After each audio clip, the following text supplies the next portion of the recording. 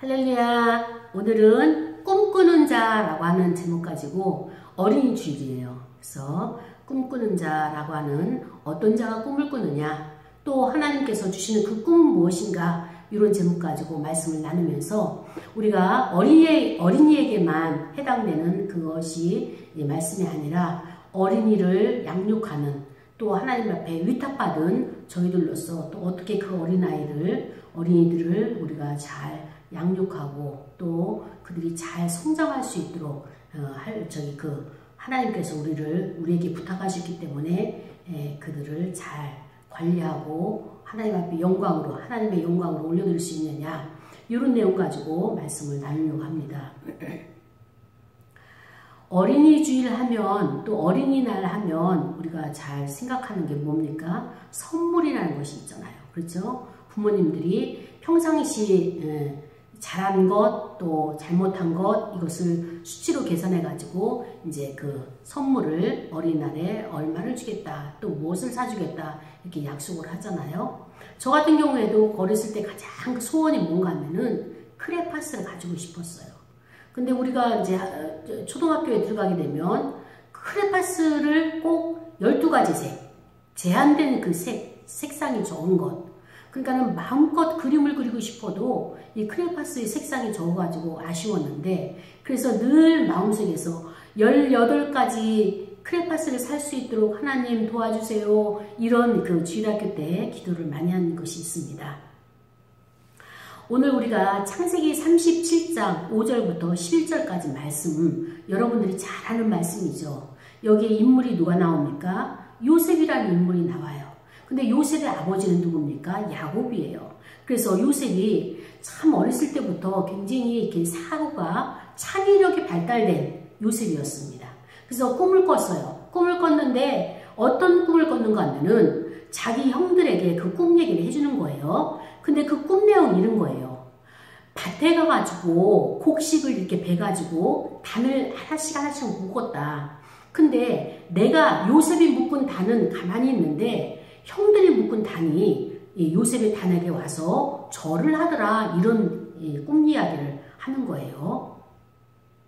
그 꿈 이야기를 들은 형들은 기분이 어때요? 별로 안 좋은 거예요. 그래서 말은 못하겠고 참, 그러면서 이렇게 별로 안 좋은 거예요. 그런데 그 형들이 그 동생에게, 막내 동생이죠, 둘째 동생이죠, 막내에서, 그러면서 하기를, 자, 그러면은 진짜로 네가 우리의 왕이 되고 싶으냐? 우리의 왕이 되겠느냐? 네가 우리를 다스리고 싶으냐? 우리를 다스리게 되겠느냐? 이러면서 이제 형들이 비아냥을 벌였죠. 그러면서 점점 이 동생이지만은 별로 가까이 하고 싶지 않은 이런 동생이란 말이죠. 근데 어느 날 또 요셉이 꿈을 꿨어요. 꿈을 꿨는데 이번에는 어떤 꿈을 꿨느냐면 하늘의 해와 달과 그 다음에 11별이 이 요셉에게 와서 절을 하는 거예요. 그래서 이 요셉도 참 이것을 말을 할 수도 없고 안 할 수도 없고 그런 찰나에 또 이야기를 했어요. 혼자 같이 가기에는 이것이 너무 감당이 안 돼서 형들과 또 아버지에게 이야기를 했죠. 근데 아버지가 이번에는 꾸짖었어요. 아버지 야곱이 그러면서, 요셉아, 네가 꾼 꿈이 뭐냐? 아빠인 내가, 또 엄마가, 네 형들이 진짜로 네 앞에 엎드려서, 땅에 엎드려서 너한테 절하는 거냐? 그래야만 되는 거냐? 이러면서 아버지 이 야곱이 이제 야단을 쳤어요. 그 말을 들은 형들이 첫 번째 꿈 이야기를 했을 때도 미워했는데, 그 꿈 이야기 하고 난 다음에 더 미워했는데, 이번 것을 듣고 나서는 이제는 완전히 시기를 하게 됐어요. 아휴, 내 동생이긴 하지만 참, 이러면서 시기를 했는데, 그 아버지 야곱은요, 요셉이 말하는 것이 예상치 않은 거예요. 그래서 요셉의 말을 간직해 두었더라, 이렇게 오늘 11절 말씀에 그렇게 기록하고 있습니다. 자, 우리가 신앙생활을 하고 있는 또 기독교인이라 하면은 요셉이라는 인물을 모르는 사람이 없을 거예요. 참 어느 정도 신앙생활하고 예배 생활을 했다면 설교 본문 가운데서 많이 등장하는 사람 중에 하나가 요셉이라는 이름이죠. 근데 이 요셉의 출생 배경이 어떤가 하면은 참 이런 가족사도 없을 거예요. 레아라고 하는 큰엄마가 있죠. 그리고 요셉은 라헬이라고 하는 엄마가 낳은 아들이에요. 정말로 지성 그런 지성을 다 바쳐가지고 낳은 아들이 요셉이란 말이죠. 또 거기에 또 배달은 누구예요? 그 몸종부터 실바, 비라 이런 몸종으로부터 낳은 형제들이 무려 10명, 요셉까지 11명, 또 요셉의 동생 베냐민까지 12명. 이게 가족사예요. 형제가 12이요, 또 엄마가 4이요, 그 다음에 또 아버지가 하나요. 이런 가족적인 배경 가운데 성장을 합니다. 그러니 요셉이 어떤 인물이 나오겠어요? 성장해서 어른이 돼가지고 어떤 성품의 요셉이 될지 몹시 궁금한 거예요. 그런데 이 요셉의 성장 과정이 있습니다.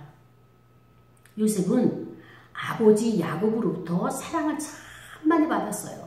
그래서 아버지 야곱으로부터 사랑을 참 많이 받았지만 반대급부적으로 또 형들의 시기를 엄청 받은 이 환경이 극과 극을 달리는 이런 환경 가운데서 성장을 하게 되죠.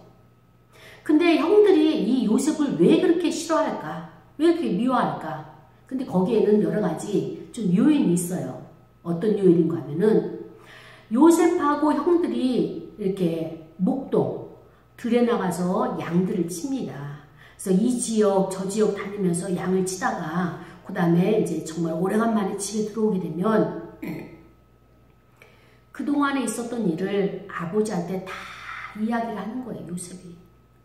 당시에는 이제 그 형들 중에 목동을 하는 일 중에는 막내기 때문에 이 요셉이 다 이야기를 하지만 형들 입장에서는 뭔가 하면은 사실적인 이야기를 하더라도 고자질인 거예요. 아이 저 녀석이 그러면서 좀 좋지 않은 일도 있을 거 아니에요. 요셉은 어리지만 형들은 그래도 장성하고 그 다음에 또 청소년들이 하지 못하는 또 볼 수 없는 것들도 했겠죠. 요즘 말로 말한다면은 뭐 아직 미성년자 앞에서 뭐 담배를 핀다거나 아니면 술을 마신다거나 뭐 이런 것들 금지사항들을 했던 모양이죠. 그런 것을 아버지한테 다 고해 바치는 거예요. 그래서 그것이 이제 형들은 요셉이 마음에 안 들었어요. 또 그리고 또 아까도 이야기했지만 이렇게 자기가 꾼 꿈에 대해서 막 허황하게 이야기를 하면서 얼토당도 않죠. 그 유대교에서는 그 이스라엘 백성들에게서는 이 계대 그 아래 위에 우리나라도 장유유서 뭐 이렇게 해가지고 윗사람을 공경하고 아랫사람의 도리를 다해야 되는 것 이런 것이 굉장히 유교 문화를 가지고 있으면서도 엄격하지만 이스라엘 나라는 더하잖아요. 이런 엄격한 상황에 아버지가 어머니가 또 위에 형들이 자기한테 절을 한다. 꿈을 꿨다. 자기 혼자 가지고 있지. 이런 것을 공공연하게 이야기를 하는 이런 요셉을 보면서 또 그렇게 말설할 수밖에 없는 자제력이 없는 충동성에 대해서 자제할 줄 모르는 이런 경솔함 이런 것으로 인해 가지고 형들의 시기를 많이 샀죠. 그래서 결국에는 이 요셉이 어떻게 됩니까? 형들에 의해서 애굽으로 팔려갑니다. 얼마나 형제지간에 그 사이가 안 좋으면 이렇게 자기 형제를 자기 동생을 이렇게 팔 생각을 하겠습니까? 그만큼 형들 안에는 시기와 질투와 아버지가 자기 동생 요셉만 좋아하고 그래서 아버지 상에서 식탁에서 식사하게 하고 자기들은 저기서 그 다음에 또 동생에게만 채색 옷을 입히고 이 채색 옷의 의미가 무엇입니까? 긴 옷인데 이 채색 옷을 입혔다는 것은 그 족장의 후계자다 아니면은 이 집안의 상속권을 가진 자다 그런 표시잖아요.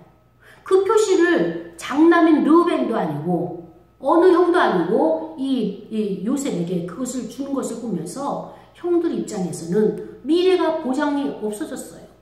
장래에 아버지 유산을 받을 그런 것이 소망이 희박해졌어요.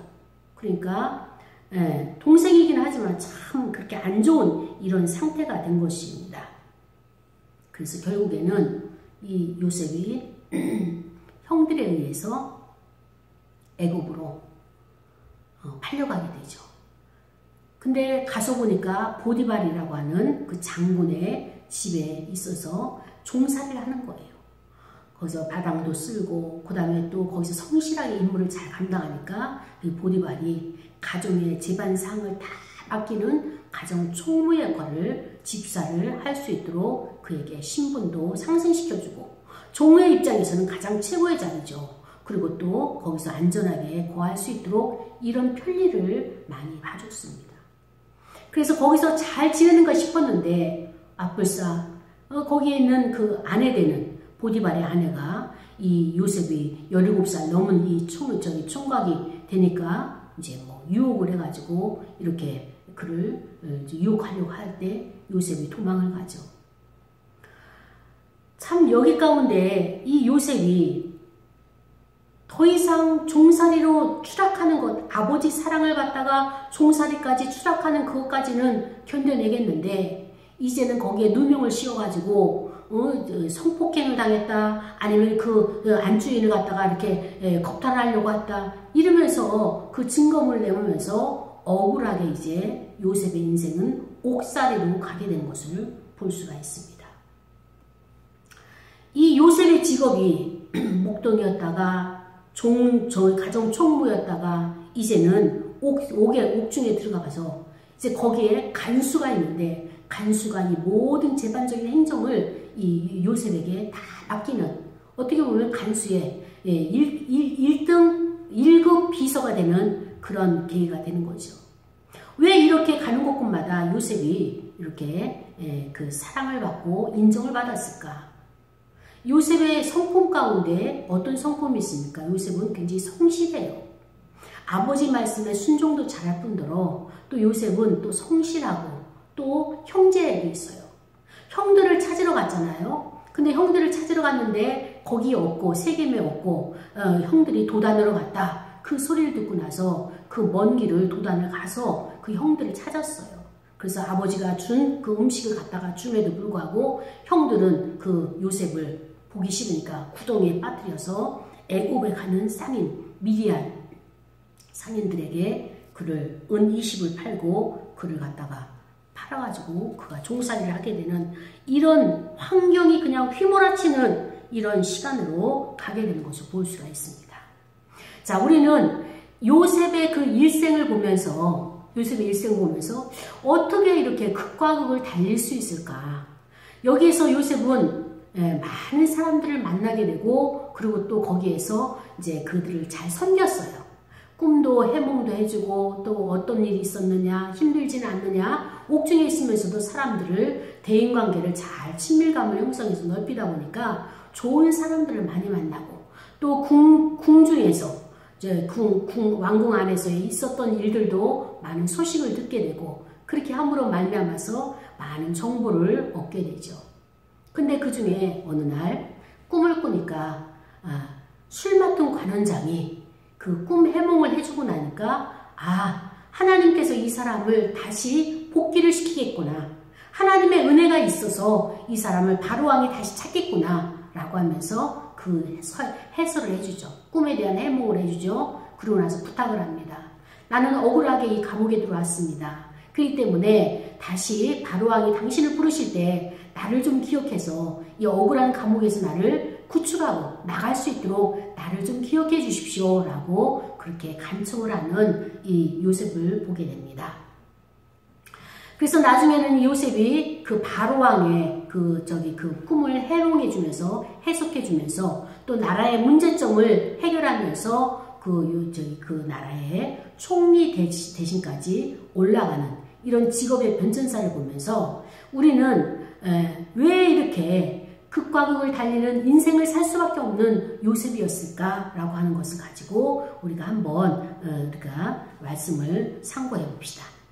자, 우리는 아버지의 상에서 밥을 먹으면서 목동 생활할 수 있는 요셉을 그려보면서 끝까지 그가 그곳에서 그냥 농장 지주로 아니면 농장 주인으로 살 수 있을 것인데 이 험난한 외국에 가서 언어도 통하지 않는 곳에 가서 이렇게 살아야 되는가?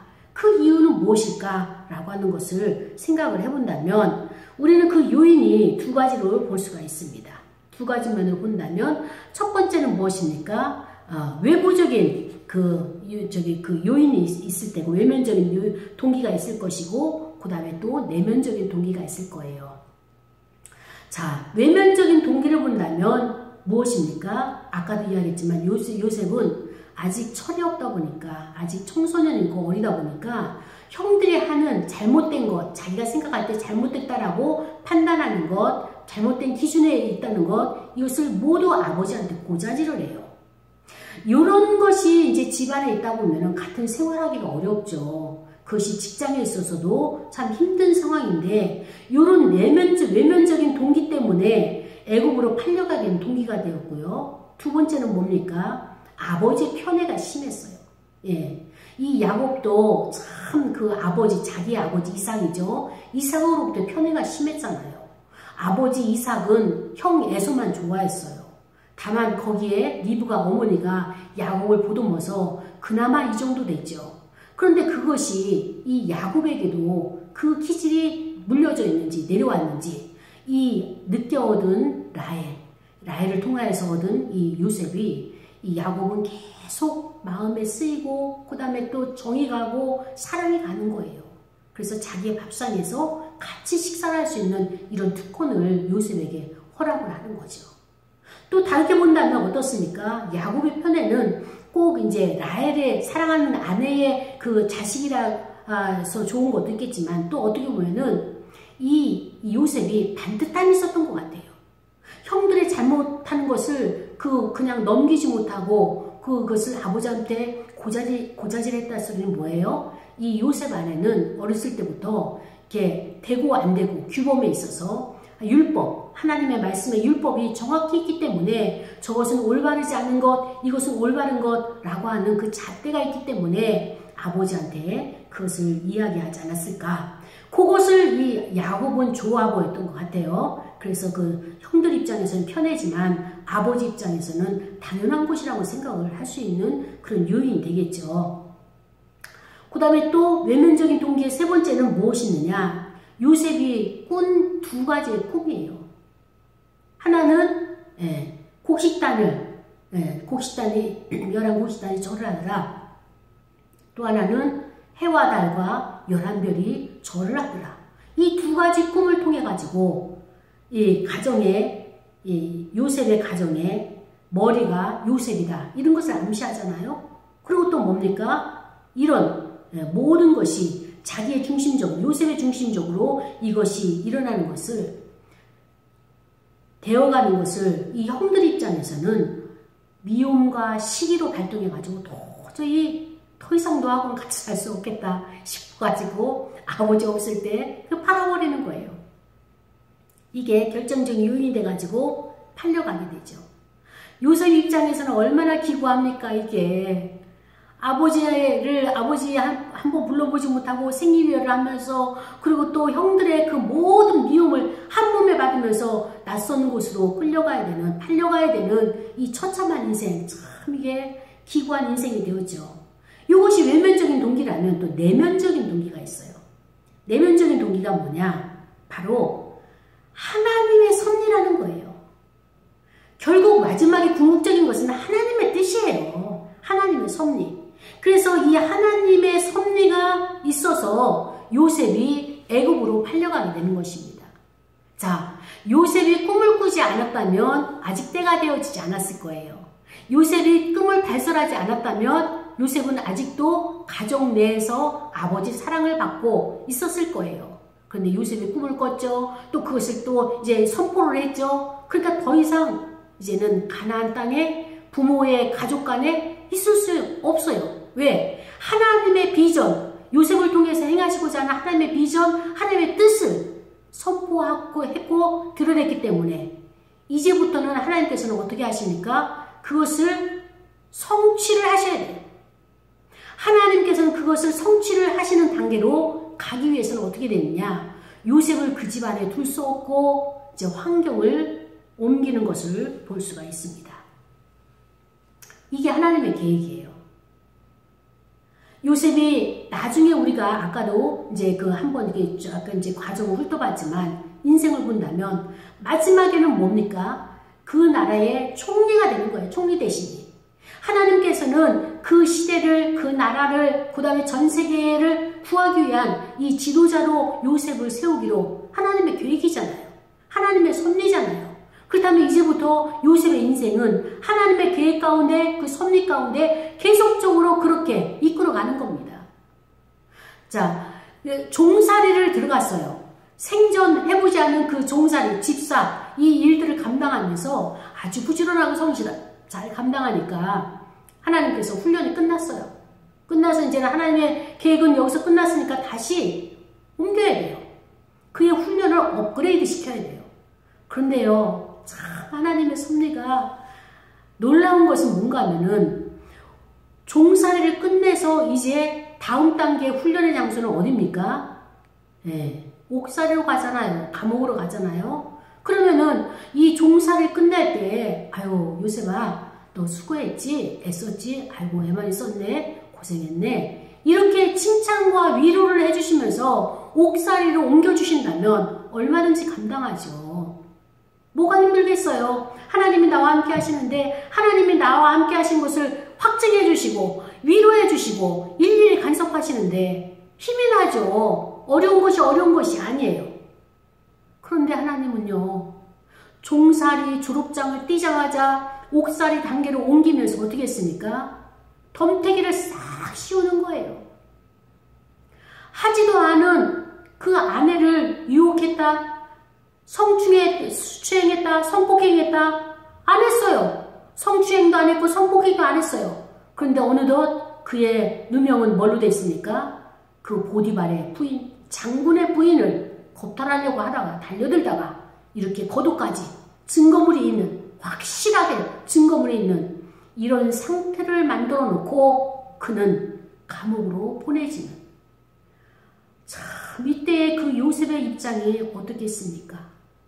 버선목이니 뒤집어서 보여줄 수도 없는 것이고 나는 아닌데 결국에는 이 요셉이 감옥에 들어가가지고 끊임없이 보디발과 그 보디발의 아내와 주변의 형들과 내면적인 이 씨름이 얼마나 컸겠어요.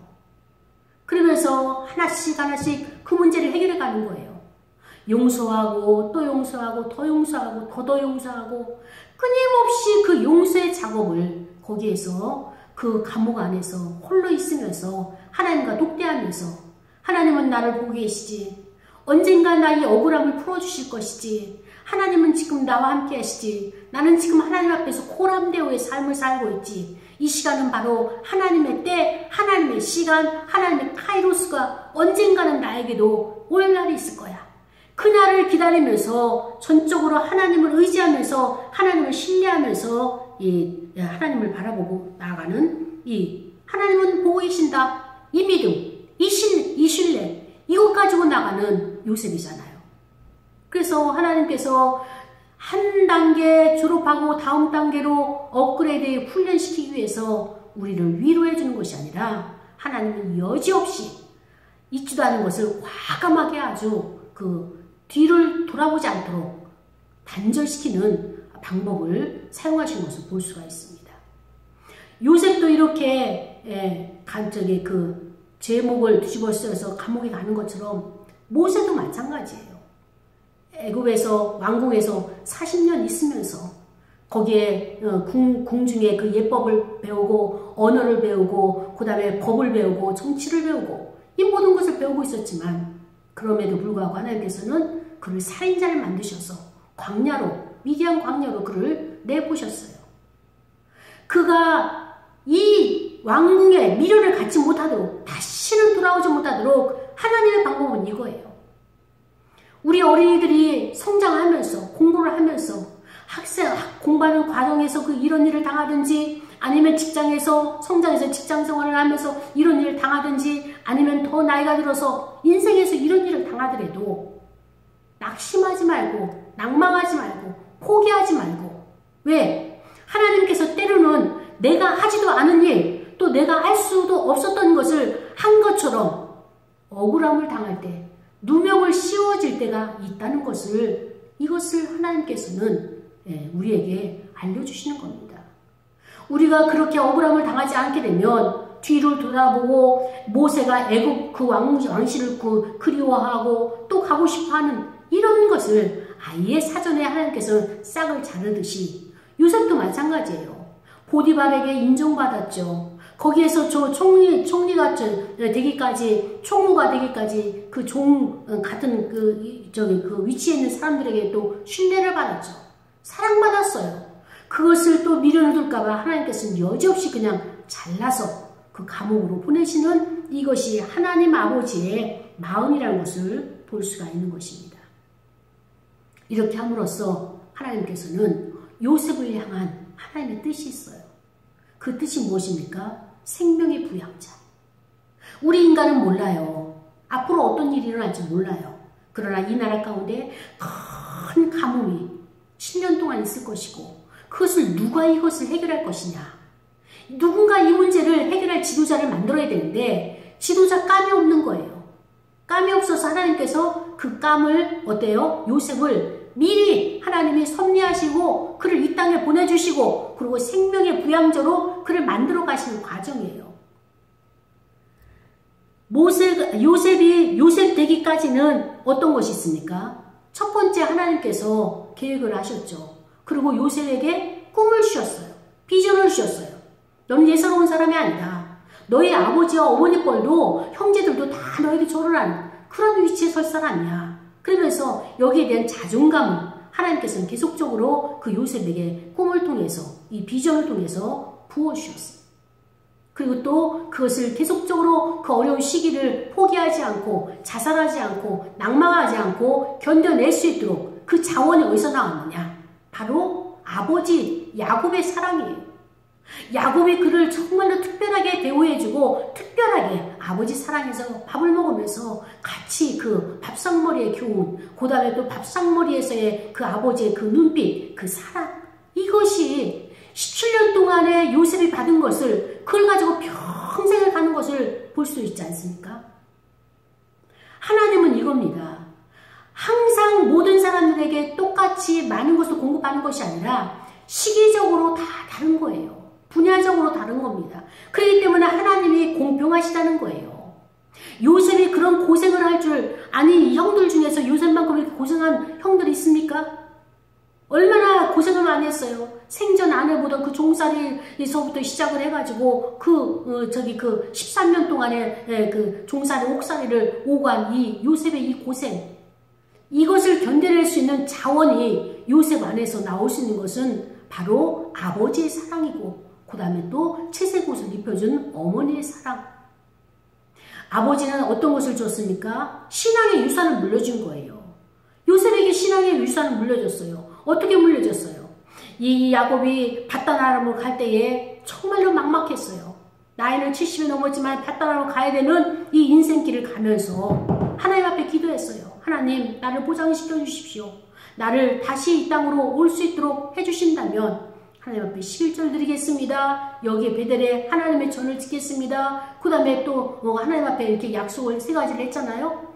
그것처럼 하나님께서 약속으로 사닥다리, 꿈의 사닥다리를 오르락내리락 하는 그 꿈을 준 것처럼 아버지 믿음의 유산이 바로 이 요셉에게도, 요셉이 꿈을 잘 꾸는 거예요. 꿈을 얼마나 잘 꿨는지 또 꿈 해몽을 그렇게 잘합니다. 꿈 해몽을 잘하니까 어때요? 이것이 경건의 훈련인 거예요. 하나님 앞에 나가서 기도하고 하나님이 계시하신 것을 또 이것을 하나님께서 풀어주시라고, 알려주시라고, 깨닫게 해달라고 이렇게 훈련한 것이 어떻습니까? 옥중에서 옥살이를 하면서 행전 재반상을 다 간수의 것을 도와주면서 그 방마다 그 죄수들, 그 끌려온 자들에게 식사를 했느냐, 별일 없느냐, 어떠시냐 이렇게 하면서 내가 꿈을 꿨는데 그러면서 꿈 얘기를 하면서 그 꿈을 해보게 해주니까 그 꿈이 정말로 맞는 것 같다 그러면서 위로를 받고 그리고 또 그들이 소망을 갖는 것 하나님의 위로와 소망을 요셉의 입술을 통해서 요셉의 입을 통해서 그들에게 전달되어지는 이런 훌륭한 자로 하나님께서 피적하시는 것 만들어 가시는 것을 볼 수 있습니다. 그렇습니다. 요셉은 아버지에게 받은 믿음의 유산 가지고 끊임없이 그것을 준비를 했어요.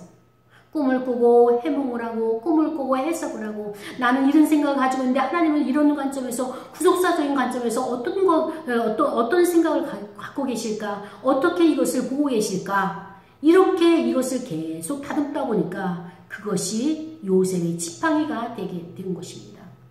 그래서 사람들에게 꿈 이야기를 해석해 줄 때마다 그들이 이제 통로가 되어서 바로왕에 가서 바로가 무엇 때문에 고민했어요? 꿈을 꿨는데 이것을 알아맞히지 못하고 꿈 내용을 이야기해도 알지 못하는 이런 답답한 애굽의 술사들을 제껴놓고 이방인으로 왔던 그런 요셉을 데려다가 총리 대신 너가 꿈을 해석한다면 하나님의 신이 너에게 있기 때문에 너의 그 영특함 너의 그 창조력 이것 가지고 이 문제를 풀어낼 수 있다면 이 문제 해결 이것이 진짜 7년 동안의 가난 기근이 왔을 때 이 나라를 어떻게 해야 될지 네 머릿속에는 이 전략이 다 있을 것이다. 왜? 그런 대신에 하나님이 너와 함께하기 때문에 네가 그 하나님 앞에 나가 기도하고 너가 부르짖을 때 그 하나님이 너에게 지혜를 안 주겠느냐? 너에게 능력을 안 주겠느냐? 나는 다만 이 도장 하나 가지고 도장 찍는 거 이거밖에 없다. 인장 찍는 거. 이 모든 권한은 네가 다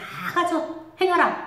이렇게 맡길 수밖에 없는 요셉이 되어지기까지는 하나님께서 미리 그를 준비하셨고 보내셨고 계획하신 것을 성취하는 과정 가운데 아버지 야곱을 사용하셨고 어머니 라헬을 사용하셨죠.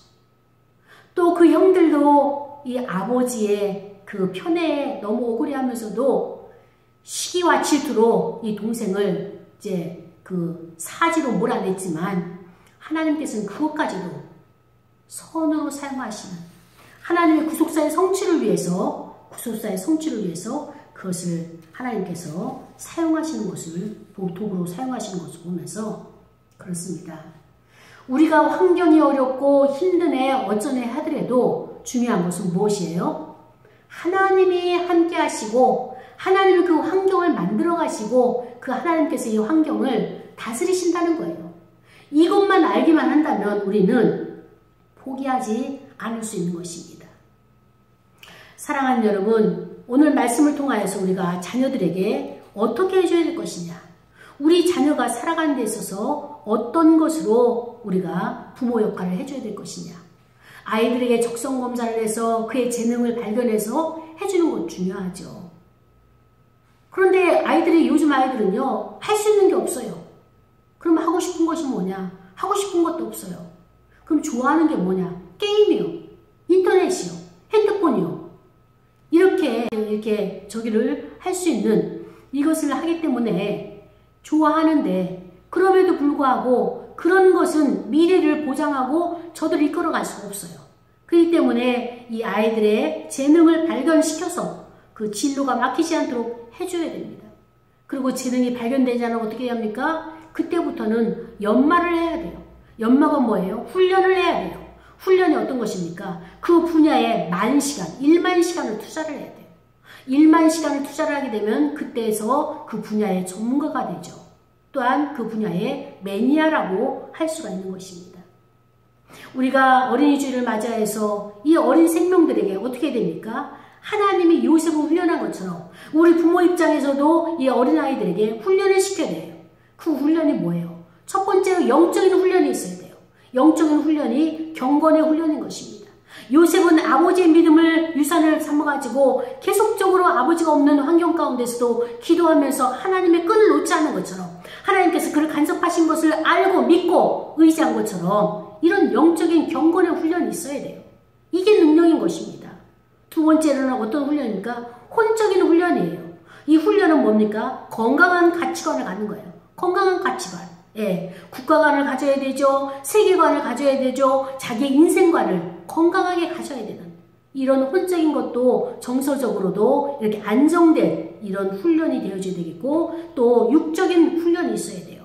이 훈련은 무엇입니까? 아이가 태어나자마자 뭐예요? 발달의 과정을 겪게 되는데, 그 발달 단계가 다 다르잖아요. 대근육서부터 소근육의 훈련을 받기까지, 발달되기까지 이런 과정들이 정상적으로 발달돼야 돼요. 이게 훈련이에요.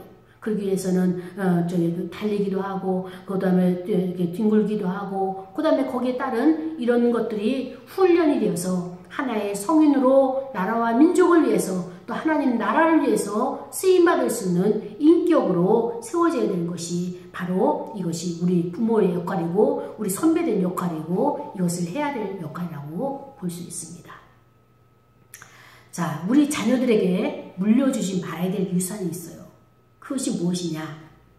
요즘 아이들에게 익숙해져 있는 게 있습니다. 그 익숙해져 있는 건 뭔가 하면은 편리주의예요. 우리 아이들은 누워가지고 소파에 누워서 리모컨 하나 들고 텔레비전을 켭니다. 또 리모컨 하나 가지고 전화기 하나 가지고 먹고 싶은 음식을 배달해 먹습니다. 그 다음에 또 선풍기를 틉니다. 에어컨을 틉니다. 뭐든지 리모컨 하나 가지고 다 되는 거예요. 그렇기 때문에 이 아이들이 인내하는 것을 배우지를 못했어요. 아이들이 인내하는 것을 배우지 못하니까 패스트푸드, 빨리 전자레인지에 넣어가지고 꺼내 먹을 수 있는 것, 그 다음에 또 완성된 이런 음식 가지고 이 아이들이 먹고 싶은 욕구, 자기가 하고 싶은 욕구가 있으면 빨리빨리 즉시 해야 되는 이런 것에 익숙해져 있어요. 그게 편리주의예요. 편리주의가 익숙해져 있게 되면 이 아이들이 성장하면서 또 성인이 돼서 어떤 것에 또 이제 또 다른 것이 나타나는 거 하면은 귀차니즘이 나타나는 겁니다. 오늘날 신앙생활을 하는 사람들이 교회를 안 나와요. 왜 교회를 안 나오는지 아십니까? 그들이 예수를 안 믿기 때문에 아니에요. 예수 믿어요. 대화를 나눠보면 신앙이 아주 견고해요. 그럼에도 불구하고 교회를 안 나와요. 왜? 귀찮아서. 세수하기 귀찮아서, 화장하기 귀찮아서, 옷 입기 귀찮아서, 목욕 가기 귀찮아서 예배를 안 나오고 있어요. 이 어떻게 하면 좋습니까? 귀찮아서 직장 나가기를 싫어하는 거예요. 재택근무를 하는 거예요.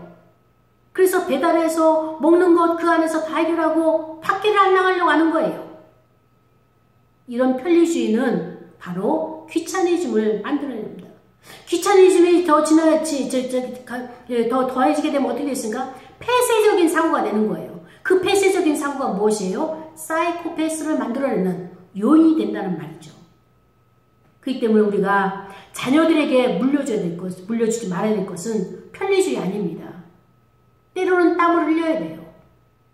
땀을 흘리면서 일도 해야 되고 운동도 해야 되고 그래야지 육체가 건강해지는 겁니다.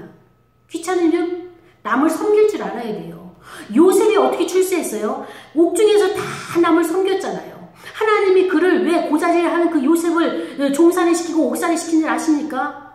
자기가 자기중심적인 요셉인 거예요. 아버지가 자기 대장이니까 그것을 하나님께서 깨뜨리기 위해서 남을 바닥서부터 섬기는 종살이 시켰어요. 그리고 옥살이 일일이 깜빵마다 다니면서 그들을 문안하고 신방하고 그러다 보니까는 요셉이 어떻게 됐습니까? 대인관계가 좋아지고 친밀감 형성도 되고 그러면서 사람들의 말을 위로하고 돕는 자가 되는 이러다가 총리가 되니까 그 역할을 감당할 수 있었던 거죠. 만약에 이런 훈련이 없었으면 아무리 총리 아니라 왕이 된다 할지라도 나라를 잘 다스리지 못했을 것입니다. 하나님은 이것을 하시고 요셉의 인생 가운데 이런 훈련의 도구를 주신 것처럼 저와 여러분도 성장했지만 부모의 역할이지만 이렇게 또한 자녀들도 우리의 후배들도 후손들도 바로 이렇게 하나님께서 하나님의 섭리로 하나씩 우리를 이끌어 가시는 거예요.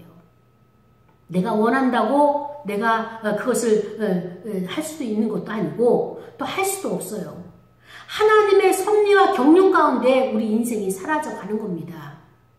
이것을 뻔히 알면서도 아직까지도 믿음의 유산, 신앙의 그 유산을 물려주지 않고 아이들이 원하는 것 어린이날에 다 해주고 먹을 것, 입을 것, 필요한 것 다 채워주면서도 영적인 공허, 하나님을 만나지 못한 그 아이들이 그 공허함을 어떻게 채우고 그 인생을 끝까지 완주한다고 어떻게 보장할 수 있습니까? 세상에 풍파가 많고 아무리 환경이 어려워도 이 아이들이 견뎌낼 수 있는 것은요, 부모로부터 받은 사랑이고 부모로부터 받은 믿음의 유산, 신앙이에요. 이것 없으면 이 아이들은 끝까지 인생을 완주하지 못하는 것입니다. 그렇기 때문에 하나님께서는 요셉을 통하여서 우리에게 자녀를 어떻게 키울 것이며 자녀를 어떻게 하나님께서 이끌어 가시는 것을 알게 하신 것처럼 이것을 믿는 저와 여러분이 되기를 원합니다. 그리고 이 자녀에게 내 자식이라고 이 자녀를 내 마음대로 내 뜻대로 하려고 하지 마시고 하나님이 나에게 위탁한 거예요. 하나님의 생명이에요. 내 몸을 통해서 부모의 역할을 감당하면서 내가 아이를 사랑하는 것처럼 너가 대신 저들을 내 생명을 양육하고 위탁받았으니까 이제 감당해 주어라. 잘 키워내라. 너희가 자녀를 잘 키울 때 그것이 나의 영광이 된다. 하나님의 영광이 된다. 이것을 알게 하신 것이 오늘 말씀인 것입니다. 그렇습니다. 하나님께서는 요셉에게 꿈을 꾸게 하셨어요. 그 꿈이 없으면 요셉이 그 어려운 환경을 어떻게 이겨냈겠습니까? 그것처럼 저와 여러분에게도 또 우리의 자녀들에게도 우리의 후배들에게도 하나님께서 이런 꿈을 주시는 거예요. 인생의 꿈, 그 인생의 꿈을 통해 가서 하나님께서는 반드시 하나님께서 방법으로 이끌어 가시고 하나님께서 영광을 취하시기 위해서 우리를 선택하셨기 때문에 우리 시간에 기도합시다. 기도할 때에 하나님의 뜻을 정확하게 깨달을 수 있는 방향을 우리가 제시할 수 있는 아이들에게 그런 하나님의 재능, 하나님의 은사를 빨리 발견해서 인생을 허황하고 방황하지 않게 하시고 또 이것을 잘 위탁받은 자로서의 청지기로서의 사명을 감당해서 내 것을 내 것이라고 주장하는 것이 아니라 하나님 것을 내 것이라 주장하는 것이 아니라 내 것도 하나님 것, 하나님 것도 하나님 것입니다 라고 고백하는 우리 모두가 되게 하옵소서. 이런 내용 가지고 다 같이 통성으로 기도하시겠습니다.